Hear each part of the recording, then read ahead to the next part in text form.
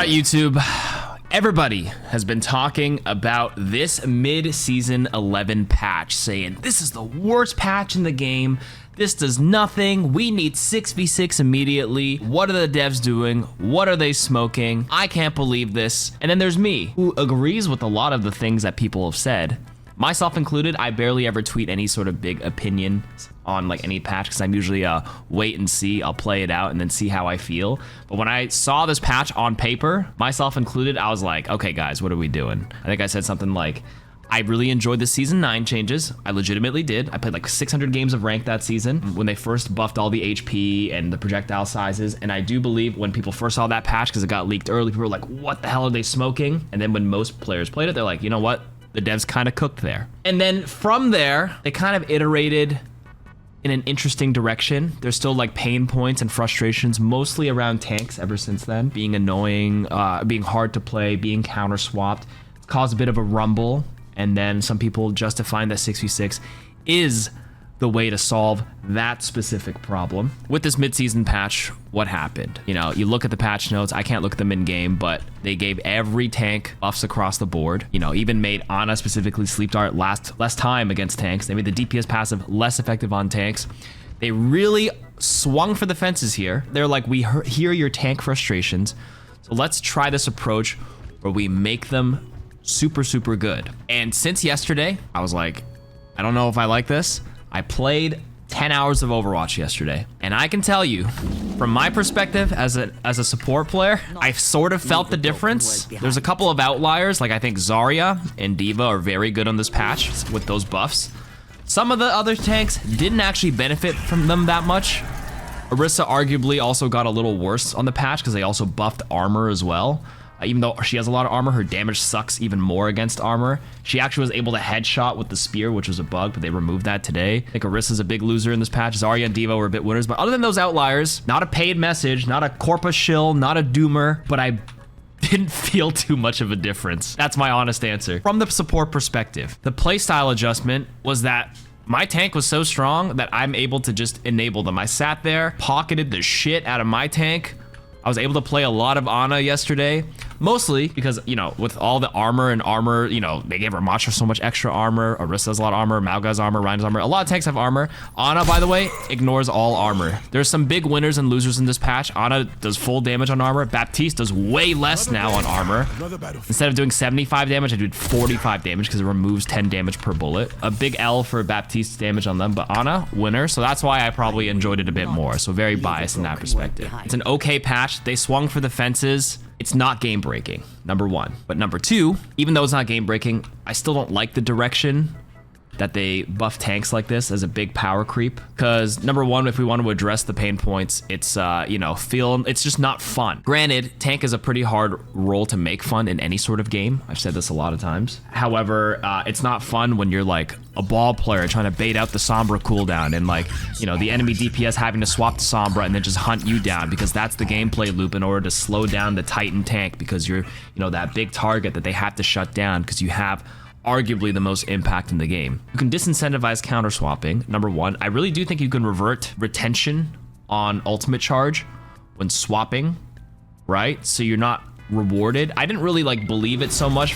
when SVB first mentioned like you should get rid of it like a year ago, but to help it, I do think they can go back to 0. It was at 25% when you swap, now it's at 15%. Now you could just bring it back to 0 to kind of like disincentivize it. That's good, number one. Number two, ultimate charge right now is actually being generated less when healing and damaging tanks, which is actually a step in the right direction. Ultimates are big, impactful abilities. If they're built a little bit slower when pocketing or damaging the tanks, that's actually okay. That's one of the better changes in this patch. But yes, get rid of the ult charge retention. That's what I would do, number one. Number two, you can add a bit more enable mechanics to kind of make, or maybe it was 30%. Sorry, I see it in chat. A lot of the tanks have more team enabling things. So one of the ones that I actually really liked was Wrecking Ball.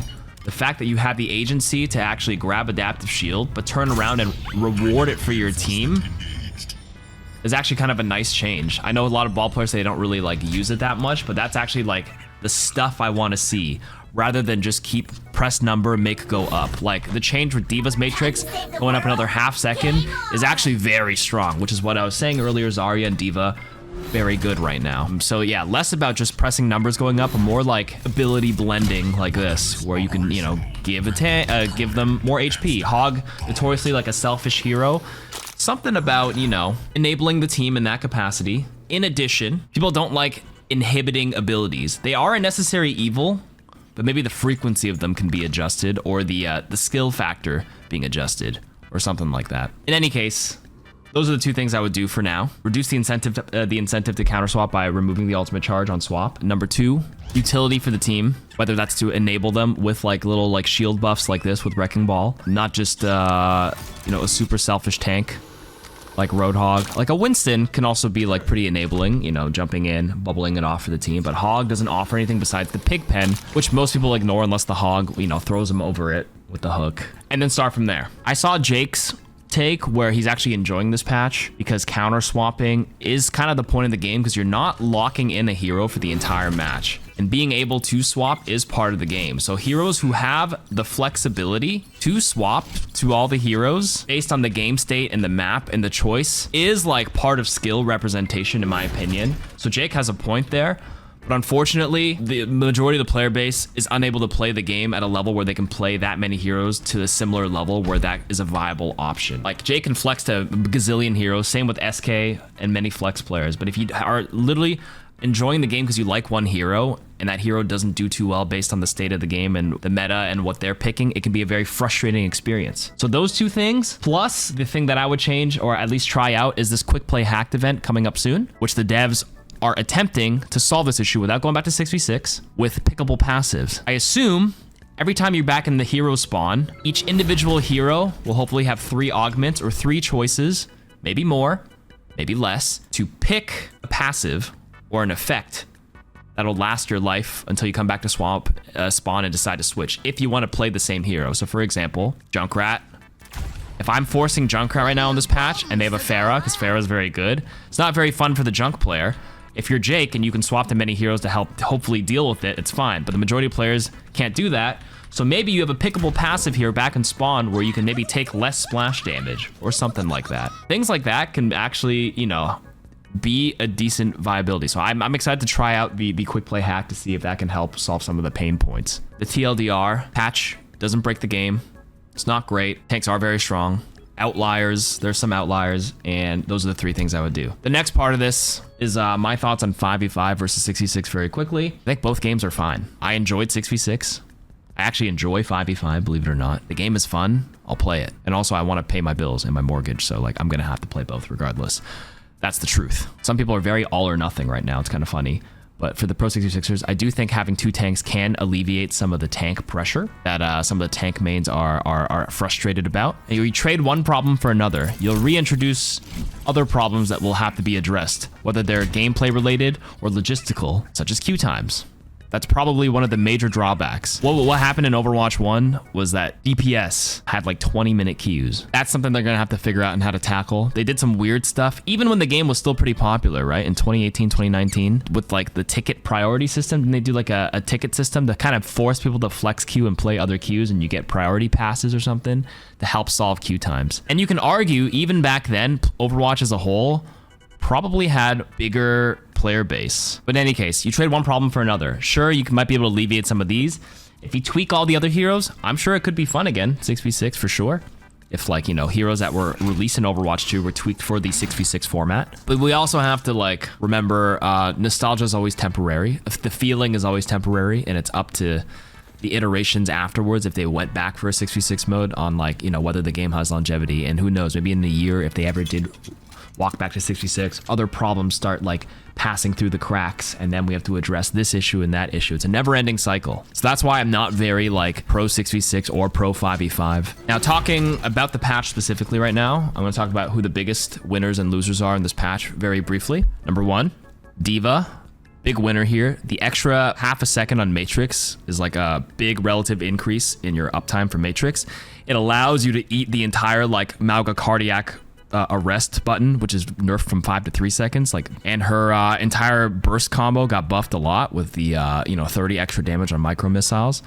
to help like 250 to 0 some players if you're up in their face. Armor's a lot stronger now as well against some certain matchups, and D.Va's got a lot of base armor. Literally half her HP, 300 plus is armor. So if you jump into Soldier's face with the buffed micro missile, big matrix, like some matchups are very good for D.Va right now. I thought she was already fine, but she received some major buffs relatively speaking.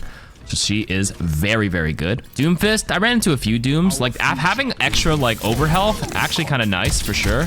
He's actually a lot more durable than people give him credit for. I think Winston's a bit better as a dive, and so is D.Va if you were kind of dive. I think Doom is kind of in the middle based on these changes. Not too big, not too small. Queen for sure got a huge buff on the healing with the, you know, with all the wounds healing a little bit more, and plus if you kill the target, you get the insta heal as well. I think Queen is like B+. Let's give it a quick little like rough rating. I'd say amongst relative speaking to the tanks, like D.Va S, Doom's like a B. I think Queen's like a B+. I think Mauga is a B.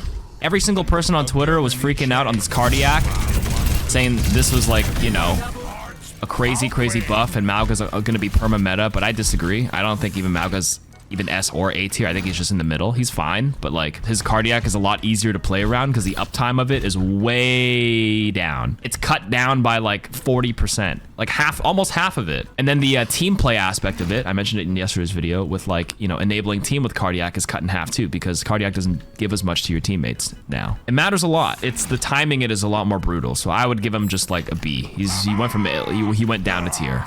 Orisa got half a second on this patch. I think Orisa's still D tier in my opinion.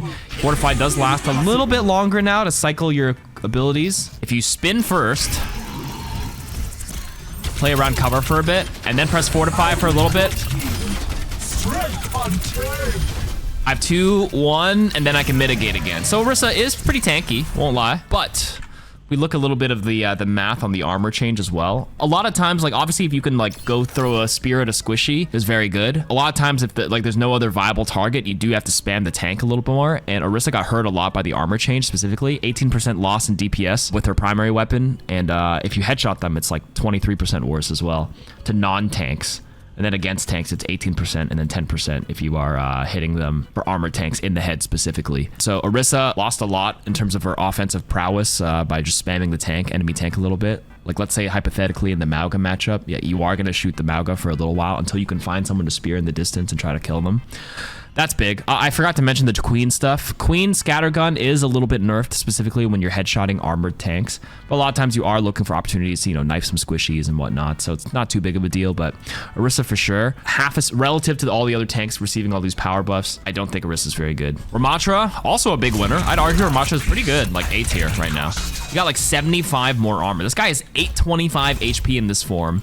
His lethality went up a little bit because the punches do 5 more damage, which helps against a couple of squishy targets. I give him an A tier. A to S, I would say. The thing is, like in solo queue, he's just not very popular and hasn't been, but I think at high levels, like he's very, very good. If you're utilizing the block and the time he buys now, with 75 extra armor being more effective with block, and obviously if he presses his ult, he gets a free Nemesis form as well. Very, very unkillable, which can be utilized very effectively at the high levels. I think Ram is very, very, very, very good. Actually, I'd argue, yeah, high A+ right now. Rhyme, I think Rhyme's okay, actually. I'd give him like a B+ right now. He definitely, you know, got more in the charge to 300. Pretty lethal. Heroes like with big bursts like the hammer and the fire strike don't get hurt by armor as much. 120 damage only turns to 110. 100 damage swing only goes down to 90. Like things with big burst do not really get affected. So I would put Ryan in like probably B+ at the high level. Probably S tier or A tier for like metal ranks, because he just clubs people because people don't space him out correctly. Roadhog, I saw 0 Roadhogs yesterday. I'm gonna be completely real with you. 0 hogs and 15 games in ranked. And when Hog was good, everybody was picking him, but there was 0 Roadhogs yesterday. And around high masters, low GM in the matches I played yesterday. Maybe in quick play, but in ranked, NA ladder, I would say he's not that good. Again, armor actually affects Hog's DPS output quite a bit. He got nerfed at the beginning of season 11, right? 800 HP down to 750, because Hog's shots are 2 components, the pellets and then the shrapnel in the middle. The headshot pellets nerfed by 16% on armor. The shrapnel in the center down to 7.5 damage instead of 15 damage. 25% nerf on the shrapnel, and if the shrapnel does hit the head, it's 20% DPS nerf. When you're chipping away and poking at the, you know, for non-tank armor targets specifically. That's what, Bastion, Torb, Brig.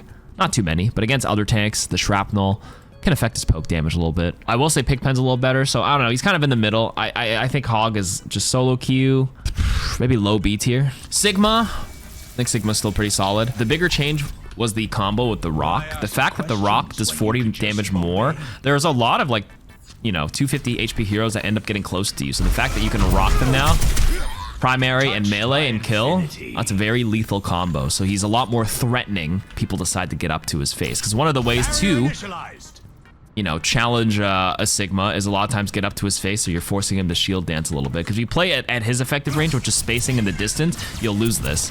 So that's why like Doom and like some other dive heroes that can get up in his face tend to like own Sigma, but he's a lot more lethal if he does hit the Rock though. So I would give Sigma still an A tier, still very good. Winston, very good. For some reason I didn't see him too much yesterday, probably because people were just busy playing D.Va and Zarya, who are the clear winners in my opinion. I think Winston's still A or S tier, to be honest with you. I mean, his Primal Rage is insane. 1300 HP. Armor's very good. You can charge this poke damage way faster now, which helps his neutral so much. When he's not all-inning, being able to charge this and shoot it and ignore armor, so you just chip away at the tank to build some ult charge. I'm getting 2% ult charge each time here if I land it. It'd be maybe a little less on tanks, right? How much ult charge? My 41%? Oh, it's like 2%. It's even 2% on armored tanks, maybe a little under it. So if I just hit this like a couple of times, 4 or 5 times before even all inning, I get an extra 10% ult charge. Like it builds up. Ball, I think is still kind of sleeper. I still think he's very good too. I ran into a couple of balls yesterday that were just so hard to kill. So damn hard to kill. He reloads a lot faster now. I think he's A, B plus A. I think Ball's very good. And then finally Zarya. Now, the thing with armor is that armor beams are a flat 30% reduction, but Zarya's able to get more energy now because of the bubble buffs, right? 45 energy per bubble instead of 40. The bubbles last half a second longer for double bubbles, which messes up people's timing. It gives you a longer opportunity to just randomly get chip damage. So I feel like Zarya's on average will have like 10% higher energy than before. Like when you average it out across the whole game, which is kind of significant. Yeah, Zarya's just ripping people like crazy right now. Longer bubbles, headshot damage reduction. Did we not learn anything from season 1 or season 2 of Zarya Watch with bubble? It feels like it's forever because it lasts longer, which means the cooldown in a sense comes up a little bit more because the bubble has a longer lasting effect. So the bubble feels like it's up more frequently. There's longer bubbles on the field, more energy. It's all like a all or nothing, feast or famine, and it really lends itself to her absolutely ripping people apart. So I saw a ton of Zaryas yesterday. S tier for me, especially in solo queue. For Zarya, D.Va, Winston, Ramatra. Everything else is pretty acceptable. Like Sig is good, Ball's fine, Ryan's fine. Like Malga's fine, Doom is fine, Queen is fine. I think Roadhog's still okay because it's solo queue. You can still punish poor positioning. I still think Orissa's the biggest loser on this patch for tanks. For all the other heroes, if you want to know who actually is rough, remember armor is, if it's under 20 damage, it gets reduced by half. Ash's Bob arm cannon is a lot weaker now when it picks apart at armored people because Bob's damage used to be 17. Beforehand, it used to do 12 because it was -5, but now it gets cut in half because it's within that range. So Bob sucks in that capacity, but of course they gave Bob the tank passive and he has DPS passive apparently, so that's fine. Bastion does do a lot less damage now when he's shredding tanks, but he also has a lot of armor, which kind of helps offset that a little bit. And Zarya being buffed means you can bubble the Bastion a little longer so he can go in. So even though this is nerfed, the play around the Bastion with the Zarya bubbles, okay. Echo, nerfed quite a bit actually. The tri-shot, it's not like you're poking too much on tanks because you're trying to like assassinate backlines. So even though this is really bad on paper, because Echo's damage was perfectly at 17, got nerfed to 12 against armor, and then now on this patch 8.5. The tri-shot headshot, same thing. The sweet spot here is 34. The raw damage is 34. Went down to 29, now it's 24 because it's -10. The E still does a lot because it's a beam. Beam doesn't ever get affected pre and post patch. Sticky bomb explosions. This one's big for the burst if you're trying to burst down an armor target. So nerf there. Biggest loser there. Genji also took a big L this patch. Right, shurikens in that sweet 27 number. Anything that's closer to the bottom, between 10 to like 40 damage, took the biggest L's, especially if they're quick instances of damage. So shuriken from 27 to 17 if you're chipping away at the tank. A lot of Genji's play before even like looking for an opportunity to dive into the back is just poking the closest target, which can lower like a lot of his effectiveness there. Genji, really bad. Sojourn, even worse, arguably. Nothing changed with the primary fire like Rail, because like it was already a number under 10, so pre-armor patch and post-armor change is still the same amount because it's cut in half. But if you do headshot, you're not really rewarded that as much as you used to be, because your 4.5 damage on the old patch would at least be bumped up to 13, but now it's only bumped up to 9, so it's a 30% loss if you're doinking tanks. And you know, if you're shooting a tank up close as Sojourn to build up rail charge, like an Orisa in front of you or a Mauga, it's really nice to like, you know, spam their head because you actually feels like you have some impact.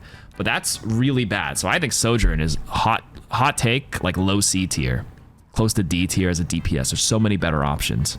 Same with Soldier. Soldier took a big L here at 19 raw damage, now down to 9.5. I mean, you saw all the clips on Twitter. It's a 32% DPS loss. This is his main bread and butter of his gameplay loop, right? This is Soldier's really bad on chipping tanks. And I mean, how many tanks don't have armor? It's just Doom, Joker Queen, and Roadhog. There's chances are there's at least some armor target in the game. Torb, Bastion, maybe a Brig, and Sigma, excuse me, and Zarya. Wow, I missed a few.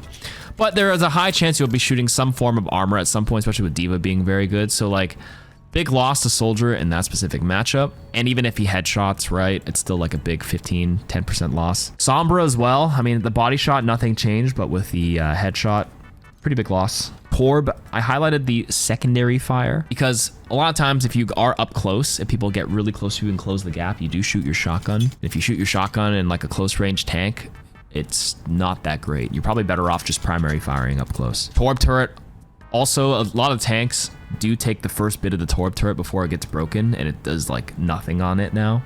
So I didn't see any Torb yesterday. Tracer pulse pistol, 7 to 6 damage, not the biggest deal.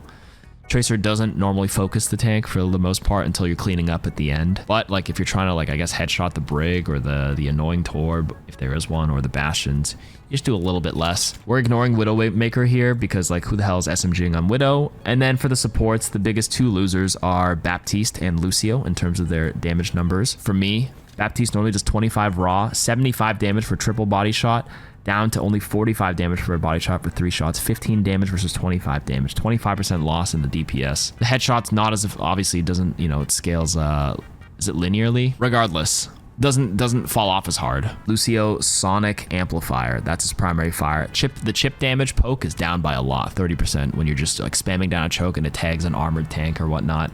That's a pretty big loss in terms of like how fast you build your beat and stuff like that. Not too game changing because again, armor is limited on a specific number of heroes, but this is the implication of the armor changes. I've said what I said about what tanks I think are good, what DPS are good. I think Ashe is pretty solid right now. I think Cass is still fine. I think Pharah is very good. So the inverse is if you go on the damage graph tab here, this is basically how the graph goes. If it's armor only, your percent damage gained, you lose 30% DPS, which caps out at about a 33% DPS loss against armor at about 20 damage, because that's when it gets cut in half. And then the graph changes this way, where the higher your damage, the less percent change your damage is. So for example, if you do 20 damage per bullet, you're losing 33% of your DPS. But if you have 100 damage, you only lose like what? 7% of your DPS, because it's like minus 10, it goes to 90, versus your 20 going to a 10. TLDR, game is still playable. Tank is actually kind of fun depending on what tank you main. And for the rest of the players saying it's annoying to play against the Titan tanks right now, more incentive to counter swap. Sort of, but not really. Game kind of feels the same. That's it. All right, enjoy.